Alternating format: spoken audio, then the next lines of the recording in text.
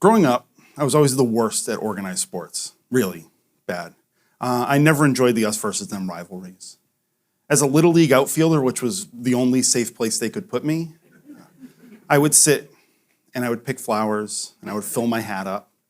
And then somebody would eventually hit the ball and it would go over my head and I'd say, wow, that was a great hit. And then the other players on the team, the coaches would say, go get it. Oh, yeah, right. In high school, I wrestled poorly. And the coach would say, you have to want to win more than the other guy. And I would always think, well, that's not going to happen. I never understood the purpose of rivalry. It never got me motivated or excited. And really, I was turned off from sports up until a few years ago. One Saturday morning, I was sitting around the house. My wife and daughter were likely out at one of the endless string of birthday parties that parents of kids of a certain age will know. And I turned on Netflix. There was nothing on. I turned on Prime, nothing, YouTube, nah. Instead, I decided to just put on some live TV. And my first Premier League soccer match was on. And I was hooked. Almost immediately, I fell in love with it, even if I had no idea what was going on. The dance of the players on the pitch, the probing offenses and steadfast defenses, the goalies spinning through the air. It was a lot of fun. Through watching these teams, it became easy to see how rivalry develops. In these clubs, rivalry represents something tangible and ephemeral.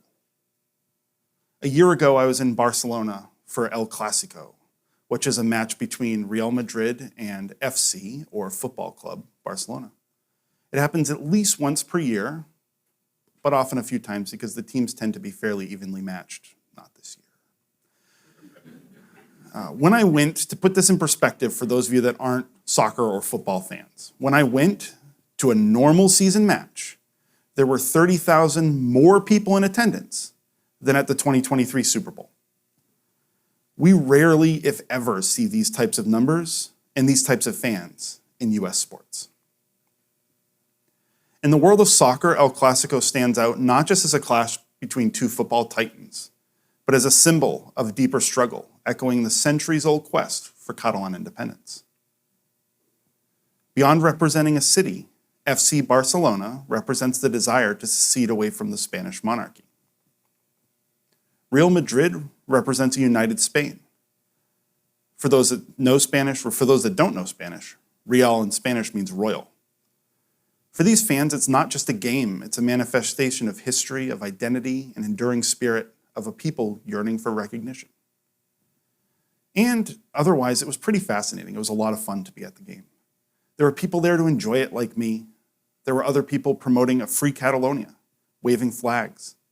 There was people promoting the Catalan language, which many would say is dying due to the prevalence of Spanish in the region. It was as much a political and social movement as it was a sporting event. This isn't limited to Spain, but these can be found all over the world. These types of rivalries surpass sport and extend to political, ethnic, and even religious territory. So I was thinking, as I'm watching this, could these rivalries help create a movement for social good? But before we get there, let's talk about derbies, or derbies, if you're in the US. It's pronounced derby because that's where it is in how it's pronounced in the UK. Derbies are local, one town or county away, and often very hotly contested. They're the fiercest of rivalries, and often the most important matches of the season.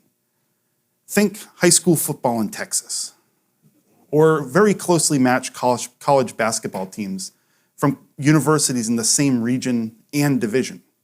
One of the biggest rivalries are between Rangers FC and Celtic FC. Both of the teams are in Glasgow. And Rangers is traditionally backed by Protestant fans. Celtic has traditionally been backed by Catholic fans. You can see where this might be going. It's led to sectarian violence with churches and houses being burned, fights and mayhem whenever the clubs meet, which is often over 400 times since both clubs founded. These rivalries, whether derbies or not, represent collected passion of fans, often backed by the clubs and players. In these instances, many times at the urging of the clubs themselves, fans apply certain ideals to the teams and players, thereby making them extensions of their own cultural insecurities and desires. Are all Rangers players Protestant? Are all Celtic players Catholic? Do all Barcelona players want to secede from Spain? No. It isn't just the fans, though, that make these rivalries what they are. The media plays a huge role in fanning these flames. Before El Clasico, newspapers and popular blogs will run articles for a few weeks in advance, often reinvigorating debates surrounding related social issues, such as the independent Catalonian state, in the process. These media outlets sell more ads and subscriptions during this time, all because of the rivalries. When I was studying journalism, one of the first things we learned was if it bleeds, it leads. And the media makes sure these waters leading to the fiercest rivalries are rife with chum. So, how can we get past this negativity and harness the power of soccer to make the world a better place? Communities can come together and use rivalries for good rather than a proxy for issues which 22 people kicking a ball around a pitch will never solve. There's an obligation to do good too, especially considering the historically negative impact these rivalries have brought into their communities. We've already seen some evidence of this. Rangers and Celtic have formed the Old Firm Alliance, the purpose of which is to educate children on issues like health and fitness, the dangers of racism and sectarianism, and fighting against discrimination and in support of the LGBTQ+ community. While Madrid and Barcelona have the largest and most visible rivalry, they have not come together in an organized way to give back to their communities. Fans have organized events to give back to the community or particular groups, but these are rarely supported by the clubs themselves. With fans worldwide, events could be used to promote Castilian and Catalan heritage and respect and tolerance amongst geographic neighbors. Other ways these rivalries might be put to use for good: charity matches, anti-violence initiatives, youth development programs, inclusivity and anti-bullying campaigns, and environmental sustainability movements. These can help locally, but be supported internationally, especially as the sport continues to grow. Not a lot has been done to harness the collective desire of these hotly contested matches. There's room to improve. These program ideas do not have to change the core of the rivalry, the fun that comes from winning against a team that you're opposed to. But they can offer ways to capitalize on the increasing popularity of the sport and the large turnout for such matches. With small tweaks, these rivalries can make a long and lasting impact on the communities in which these football fans live, work, and play. Football fans live, work, and play. Like most things in life, there's often more at stake. In this case, it isn't all about soccer. Competition has been proven to increase drive and determination. It can be used to come together against a common adversary or for common goals. Winning is fun, but the reward isn't always a trophy at the end. It's coming together, despite differences, to give everything you have to beat a problem. Rivalries can be redesigned to be not just about winning, us versus them, but also about community success, us and them. Thank you.